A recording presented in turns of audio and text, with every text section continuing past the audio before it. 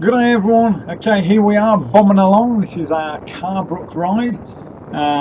Did around about 80 k's today. This is just one of the bits of video I've done today. A bit on hydration and rehydrating and refueling after your ride. Today, as I say, we smashed it. Didn't go around this particular ride in our fastest time, but what we were doing was we picked sections of it to do some big efforts, and on the efforts we were full on going. I mean, I was pushing out some watts. I was up in the high 300 watts for a fair bit of the time, so really giving it some. There were four of us today, which made it a bit easier because it gave you a bit more time on your recovery after you'd done your effort, so that was good. But it was a good fun ride though, but on rehydrating, when I finished this ride I was slightly dehydrated. Pee was a bit off colour, not drastic, wasn't like dangerously dehydrated, but for me to get the rehydration back now, what I'm doing, I've been back off the bike now, finished the ride about 2 hours ago. What I've been doing since then is just having a drink of water. I've just kept this with me all the time, and just sips. So just keep that fluid up all the time. What I've done in the past, I don't know whether this works for you or not, but this is certainly what happened for me. When I've come in off a ride and I've been a bit dehydrated, I've got something like this, a litre of water, and I've just slugged it back. But then I don't feel like eating anything, which is no good because you really want some nutrition into you as well. And don't forget, after you've smashed your muscles, and I mean I've full on blasted it today, I could feel my legs, so they're heavy now. So instead of just filling up on water, as important as it is to rehydrate, you still got to get some nutrients back into your system as well. So it's good to have that little bit of balance. Again, all about balance, isn't it? Everything in life is just about a good balance. So I'll just sip away on this, and I've slowly started to rehydrate now. My pee's looking nice and clear again after about 2 hours off the bike. When I came back, I had a carbs and protein shake, just one scoop, in about 600 mils of water, so I had that as well. It's more fluid going into your system, which is good.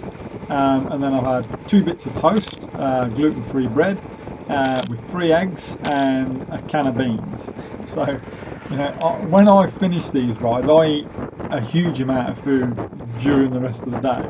I think I burnt around about 2,300 calories all up over the 80 k's.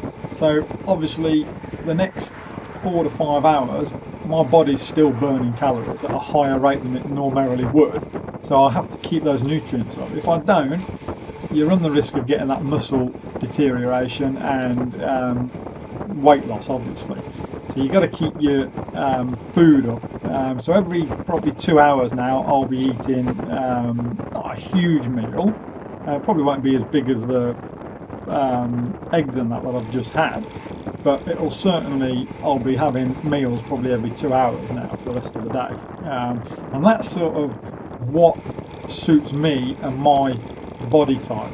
But it's really important to get that balance of rehydrating and nutrients back into your system after you've hit a hard ride.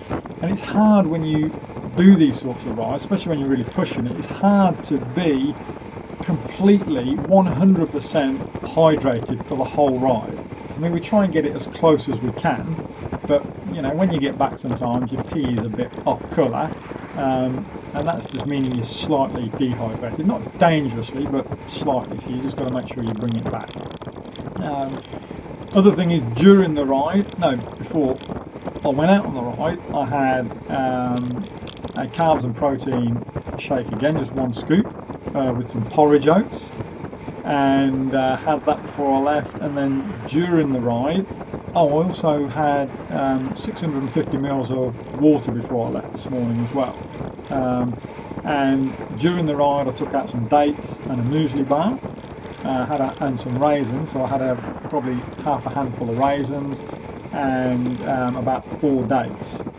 Now, I always take more than I need for a ride, and the simple reason is you just don't know what's going to happen, do you? And you're better off to have a bit more than not enough. And the other thing that's good for having a bit more food out with you on your rides is if one of your mates needs it. Now, we had a ride about probably 8 months ago with a chap that came out with us. It was his first ride out with us, and he was quite a good cyclist, but he'd been off the bike for a couple of months, and he bonked about probably 10 k's out, I think it was, from the end of the ride, and he was full on, he was gone. He was on the side of the road, literally lying down. He just threw his bike down, he was lying down, he just couldn't move. And fortunately that day I had enough food with me, so I gave him some dates and some raisins and things, and that got him up enough to get him to the coffee shop, where he then loaded up. I can tell you, he got into the muffins, the blueberry muffins, and the coffee and that. So that was good. So it is good to have more than you need, you know, and not massively more, but certainly slightly more than what you think you're going to get. And the only way you get to that sort of stage where you know roughly what you're going to need is go out and do the rides. Just get out, do the rides, and see what sort of calories you're burning out on the rides, and then take adequate enough food and a bit more to cover yourself for the amount of calories you're going to burn. And it's going to depend, obviously, the temperature, the hotter it gets and stuff, the more calories you're going to burn. Then I'll start going into, once the temperature really heats up, I'll start putting some electrolytes back in my water, whereas at the moment I'm still not using them. We're only getting maxes of about 25 degrees at the minute during the day, so I don't use them. But when it sneaks up to that 26, 27, 28, then I'll start putting them back in, because your body obviously needs those salts as well. So that is what I've done. You know, everybody is different. As I say, you just have to get out there, do your own thing, see what works for you. I've got two of the lads, there were 4 of us out today altogether, which made it good for these sections that you can see now, because obviously you've got more recovery time, but all of us fuel ourselves differently.